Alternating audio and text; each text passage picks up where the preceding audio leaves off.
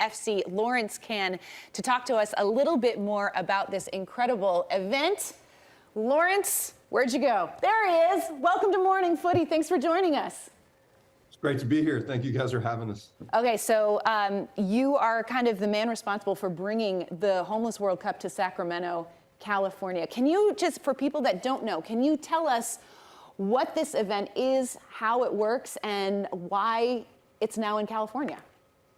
Yeah, sure. I mean, you almost got to see it to believe it, but it really is the most inclusive soccer event you could ever imagine. It's designed for folks who have been homeless, which when you think about, the sport and everybody who plays, it's just a powerful, powerful thing for folks that are, depending on what country, whether you're a refugee, or you're a person in recovery, or you're just a youth growing up in substandard housing somewhere in the globe. There are these programs in 40 countries that use soccer as a tool to help people out of their situation. And so every year before the pandemic, groups get together, Street Soccer participates as a US partner, and we send teams to compete in this Homeless World Cup. So it's 40 plus nations.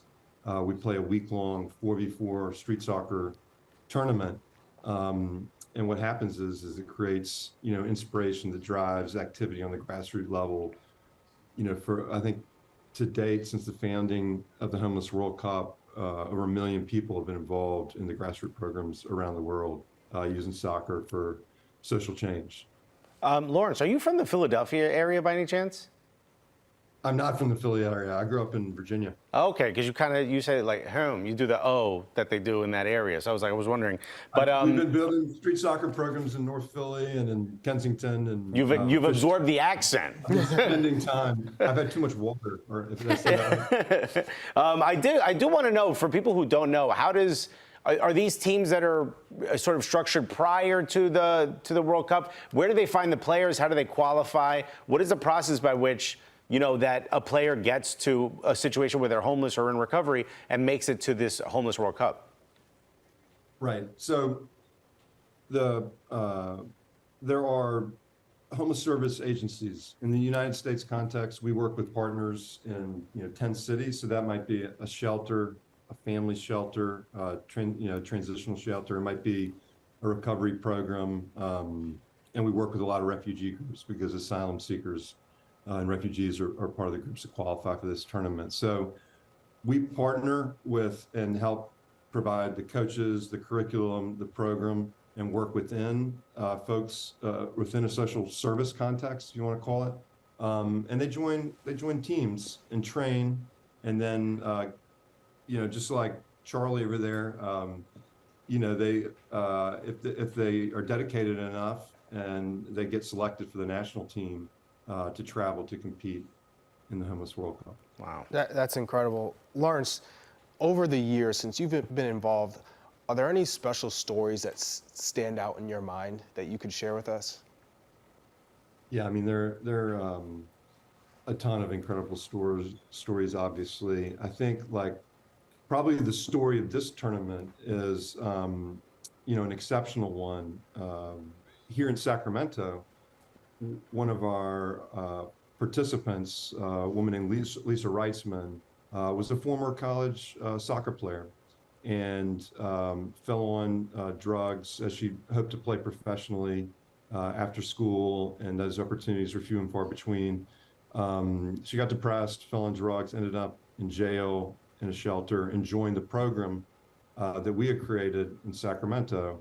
Went to Washington, D.C., where we did our National Cup, then played in the Homeless World Cup in Brazil. Came back, inspired, started a women's program, and has now become the director of our program here in Sacramento.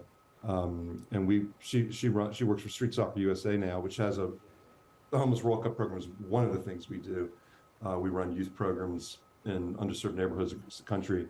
She's spearheaded that and is now helping other people. So she's an exceptional person, and she's one of many stories. Actually, the whole tournament, we have people volunteering that were in our program 5 or 6 years ago. Donnie Nicholson from New York just graduated with a master's degree, and after having been in a shelter on Randall's Island there in New York, became a part of our program. And he's here taking photos and volunteering. So it's amazing to see over time, that trajectory. And then you have, the young kids that are playing for us right now. A couple of them from Charlotte, North Carolina, and they played because they're such good soccer players.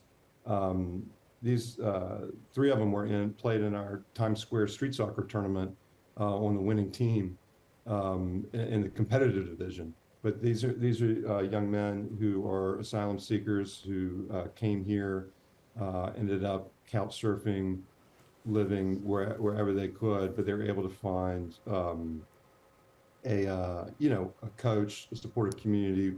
And Emmy, who's the leading goal scorer for the U.S. this year, is playing MLS Next in Charlotte, and is going to go to community college, and is on track, and is talking to coaches, and he's going to have maybe a small playing career in front of him in addition to other things. So. Wow, that's incredible, and especially since the last World Cup in 2019 in Cardiff, the women for the U.S. won the trophy in one of the divisions for the World Cup, which was incredible. Awesome. So, I mean, for all of these programs, you just hope that when someone comes through it, they come out the other side as a new person with motivation and inspiration, that they are looking to live a healthy life with dignity and purpose. So that's awesome to hear.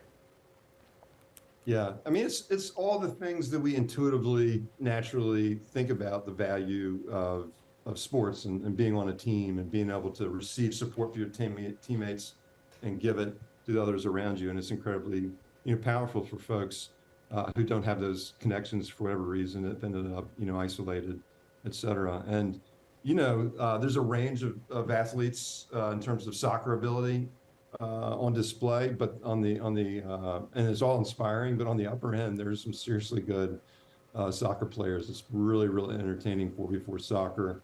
The legend in this, apparently the Portuguese team, they're the shelter where the youth come from. Bebe, if you remember, from Manchester United, was a resident in that shelter. So these are the neighborhoods and areas where folks are very vulnerable. Then it could go one way, and they could be fortunate, or they could have a lot of hardship. But it is an indication of kind of the talent pool that's out there in soccer and just in life. And these human beings are just that, they're human beings, and seeing them excel on and off the field is awesome. And it's fun to watch for a week. Some really talented teams from Brazil. In the background of my image is when they did the tournament before Cardiff in the Zocalo, the center square in Mexico City. They erected a stadium, and they had 100,000 people cheering these teams on. I don't know that everyone knew the whole mission, but they sure enjoyed watching the exciting 4v4 soccer. So it's just, for street soccer, it's amazing because our mission is to make soccer more inclusive in this country for everyone, and that starts on the youth level and the neighborhood level, and trying to build really community clubs that are part of the social fabric of what a community is. And, that's getting harder and harder to do, in the U.S. system as it is now.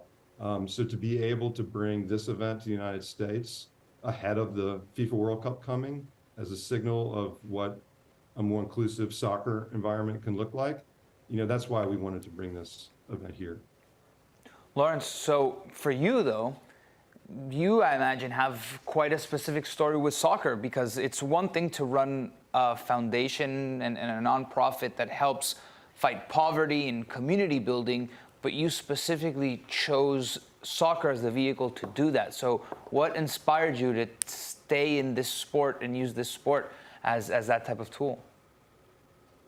It's as simple as just the love and passion for the game, really. When I was a kid, I grew up in Virginia, and watching the World Cup on TV just gave me a bigger worldview, even though I never traveled much other than driving to soccer tournaments up and down the East Coast. I had a sense of the world from soccer, and then it was part of my life. People got me I have 4 brothers, and people, that meant my mom was busy, and people came to my house got me to practice. My coach used to pick me up, and I would try to thank him. And he would say, Lawrence, if I see a kid with the ability and the desire, how can I not come pick you up? So all that just, that's the nature of the game, I think, and you just, that stays with you. So later on in life, when I was volunteering and working with these kids that were 18, 19, 20, and just didn't have a network, a safety net, but a lot of energy. It was just, the easiest way to relate to them was through sports, and soccer's the greatest sport there is, and it's so simple to invite people to play just by passing the ball. And it literally started as simple as that, and then you build from there. Wow. Lawrence, I think the sport of soccer and the world need more guys like you. We appreciate all the incredible work that you're doing, and we really appreciate you taking the time to join us here today. Thank you so much. Well, it's a team. We've got people in 15 cities doing this work, and it's been amazing to see soccer people across the country get involved. So I'm here today, but I'm representing a lot of board members, volunteers, coaches, and players. Then it's what the game's all about. So thank you guys for having me. It's awesome. It's awesome. Best of luck with the rest of the tournament.